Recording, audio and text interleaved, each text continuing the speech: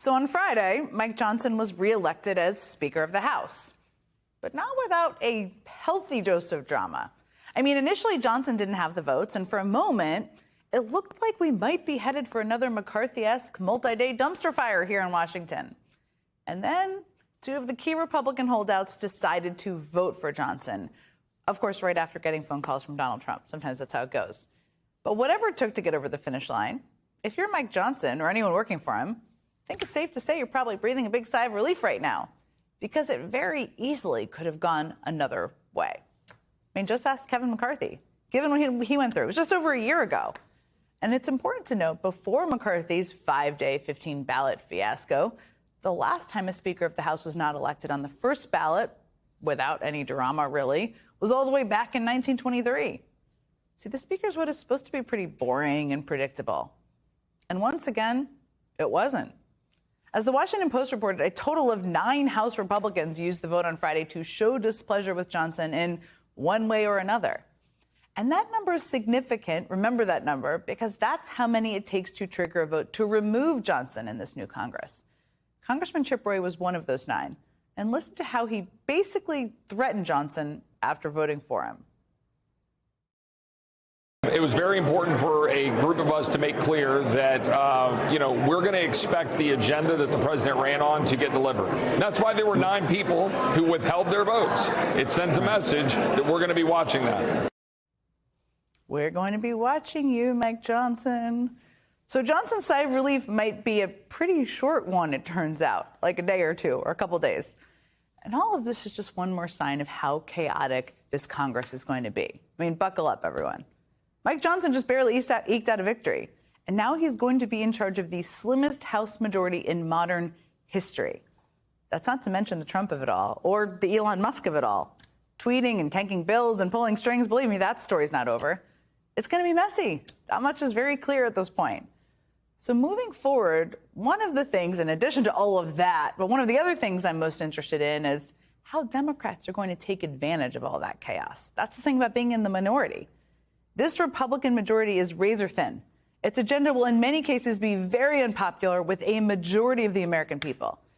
And these Republicans in Congress will be beholden to the whims of not just Donald Trump, but his buddy Elon Musk. Now, that's a scary place for the country to be, for sure, but it's also a place full of political opportunity for the Democratic Party. Now, to that point, longtime legendary Democratic strategist James Carville is out with a new op-ed in the New York Times all about what went wrong in the 2024 election and where the heck Democrats should go from here, which is the question all of us are talking about and thinking about. He does something most strategists don't do in this op-ed. He admits he was wrong, which, by the way, is refreshing. Doesn't always happen around these parts. His advice in this op-ed mainly focuses on the top of the ticket, and we'll talk about that. But I think there are plenty of lessons in here for Democrats in Congress, too.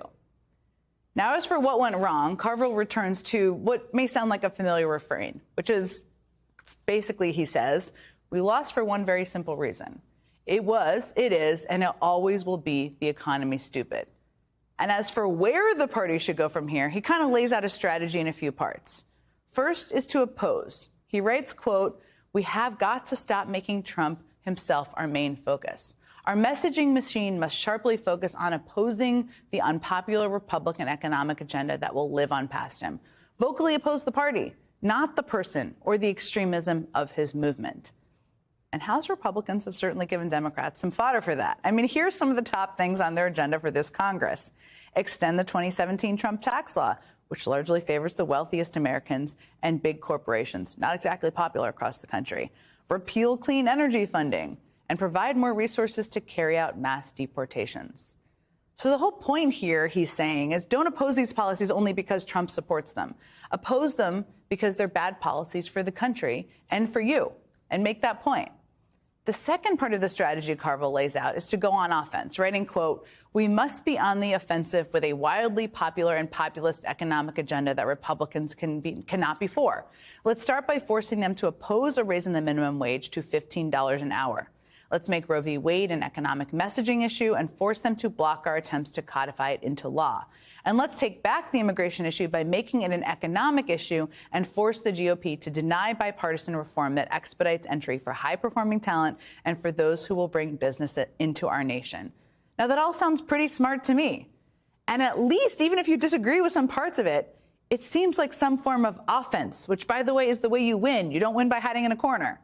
Look, Friday's speaker vote was another reminder to everybody watching that Republicans control nearly everything in Washington. But it was also a reminder that this is not going to be smooth sailing for them.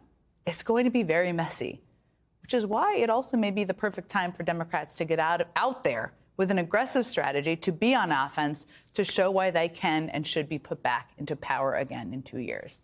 Joining me now is longtime Democratic strategist James Carville. Hopefully I summarized his op-ed well there. Okay, I just want to start with some of the lessons in your piece, because it was very specific. And I know you want people to kind of pull from it what they may pull from it.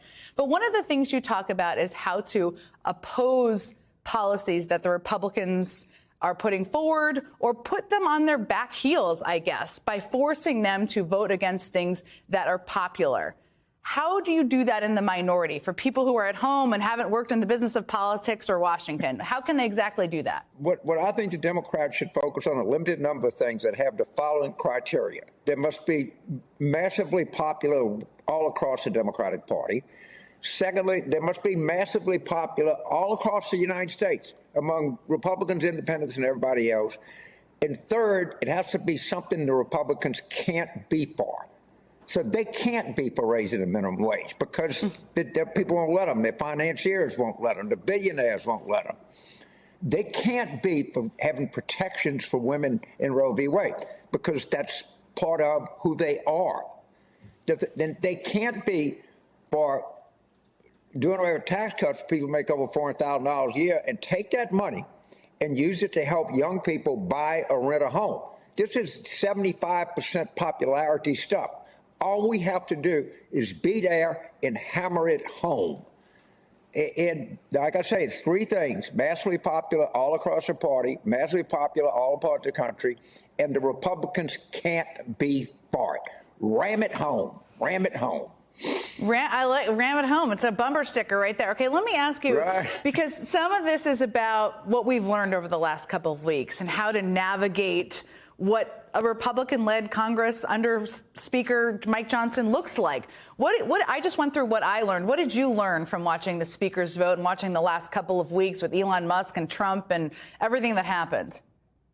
I learned more in the 5 minutes after the vote than I ever want to know, where Mike Johnson stood in the well of the House and attributed a prayer to Thomas Jefferson, which is a bald-faced lie, okay? A bald-faced lie. So they started with a lie, they're going to continue to lie, and they're going to end with a lie. So let's be very forceful and let's be very upfront here.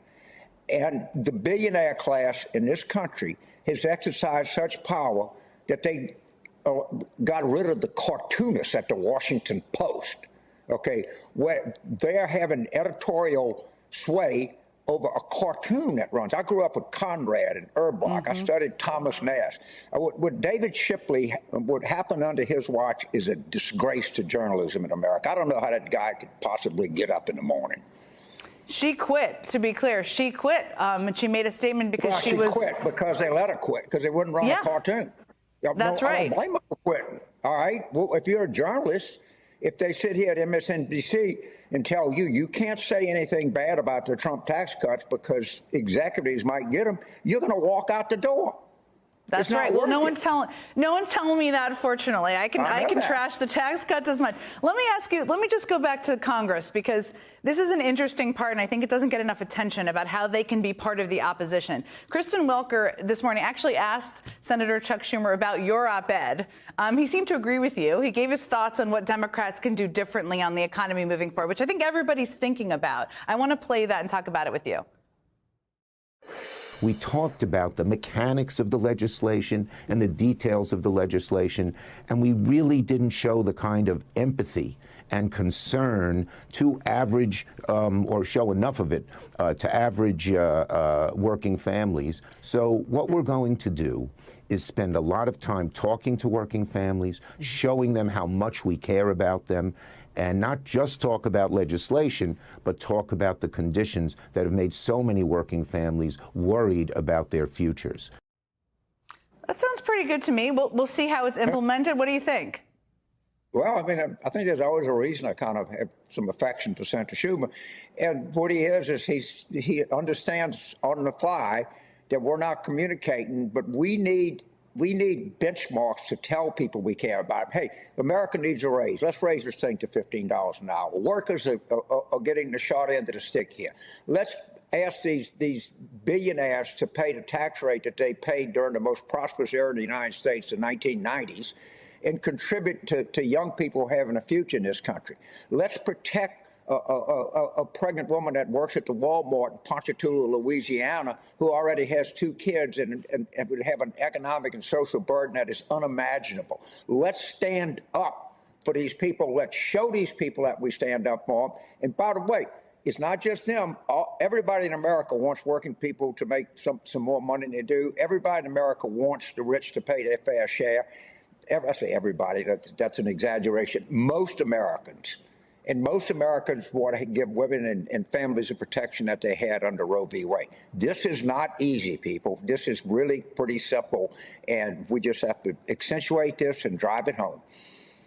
Let me ask you about something I've been thinking a lot about. I mean, one of the things you write in your piece, and this struck my mind, got me thinking too, is to Democratic presidential hopefuls, your auditions for 2028 should be based on 2 things. 1, how authentic you are in the economy, and 2, how well you deliver it on a podcast. Now, the mechanisms and delivery mechanisms, I think, is a really important question. But I want to ask you about the other piece, because one of the things that strikes me sometimes about Democrats is that they talk in consultant DC speak, right?